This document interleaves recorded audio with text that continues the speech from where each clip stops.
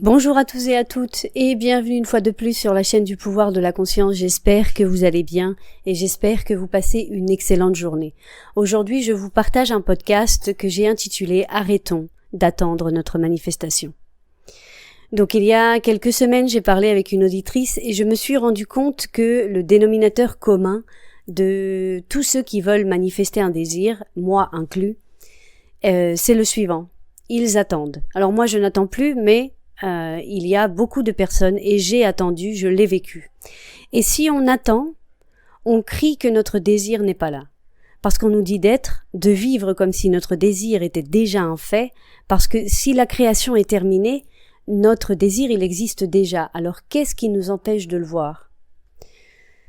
Donc, quelle est la seule chose qui nous empêche de voir notre désir? C'est nous-mêmes. Ça peut être nos peurs, nos doutes, notre manque de fidélité face à ce désir. Attention, là, je ne parle pas de répéter comme un perroquet, parce que vous ne trouverez absolument rien de cela ici. Ça peut être aussi nos émotions négatives, nos sentiments, ce sentiment d'impossibilité, nos concepts de nous-mêmes et des autres. C'est certainement ça qui nous empêche de voir nos désirs dans la réalité. C'est-à-dire, on sait que dans le monde quadridimensionnel, notre désir est déjà une réalité, parce que selon ce que nous dit Neville Goddard, c'est la seule réalité, mais nous, on veut le redescendre au monde physique, parce qu'on s'accroche, nos sens s'accrochent au monde physique, et c'est ça qui nous fait souffrir, en fait. Donc, on continue d'attendre. On peut imaginer, on peut faire des visualisations, etc. Mais quand on ouvre les yeux, on regarde autour de nous et on voit qu'on ne l'a pas. Donc on continue à attendre. On poursuit mentalement et physiquement, en général. On continue à alimenter les sentiments d'impossibilité. Et donc on continue à attendre. Parce que c'est la loi de l'attention. Notre attention, elle est fixée sur l'attente. Pas sur l'acceptation ni le savoir que notre désir est un fait. Sinon, vraiment sur l'attente. Dans cette chaîne de YouTube, les conférences et les œuvres de Neville sont basées sur une seule chose, pour moi qui est la plus importante, et c'est nous-mêmes. Je sais qu'il y a beaucoup de personnes qui enseignent la loi de l'assomption, on va dire, de la conscience, de l'attention, etc. Et en général, on utilise des techniques, des répétitions, ou ça peut être du scripting. Attention, je ne dis pas que c'est pas bien, parce que moi aussi, de temps en temps, j'aime écrire et je l'ai fait. Je ne dis pas que c'est pas bien. Mais le problème avec les techniques, pour moi, c'est le fait que si un jour on décide d'arrêter de faire des techniques, on va avoir l'impression qu'il faut faire quelque chose pour avoir. Et ça m'est arrivé, et je trouve que c'est un autre type de dépendance.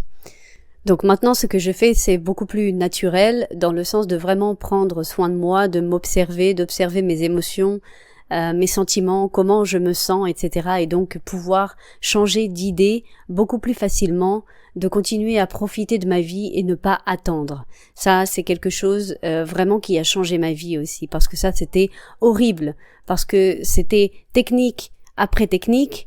Je cherchais toujours une technique, le miracle. Quand je faisais pas de technique, je me sentais pas bien, parce que j'avais l'impression que ma manifestation, elle allait pas arriver, mais elle arrivait jamais, parce que je faisais la technique 3 jours et après je continuais à attendre.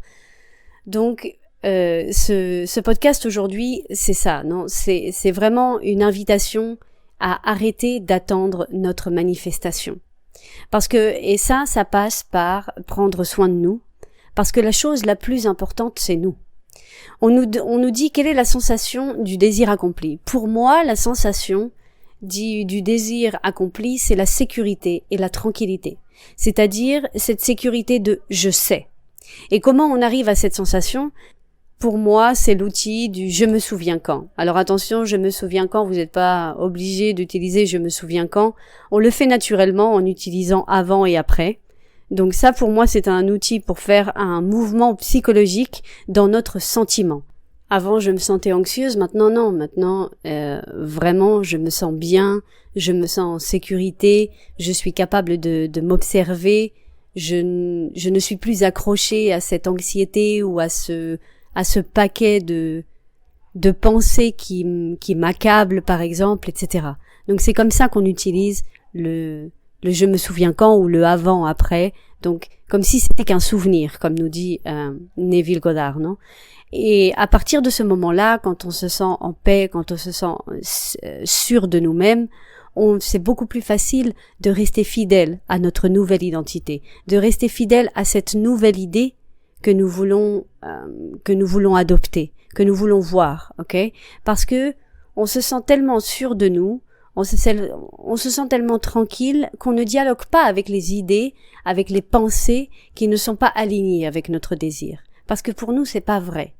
Parce que si on se sent en sécurité, si vous vous sentez en sécurité, vraiment sûr de vous-même, vous êtes sûr de vous-même, quelqu'un vous dit, je ne sais pas, oh, il va y avoir une crise économique, etc. Si vous vous sentez sûr de vous-même et vous vous sentez tranquille, vous n'allez pas accepter cette chose de l'extérieur. Ça va être beaucoup plus facile pour vous de vous tourner vers votre idée, de rester fidèle à votre idée. Donc c'est ça vraiment l'idée ou le concept de se sentir sûr de nous-mêmes, en sécurité et tranquille. Et la deuxième chose, je vis. Vivre. C'est-à-dire qu'est-ce que vous feriez au jour le jour si votre désir était accompli?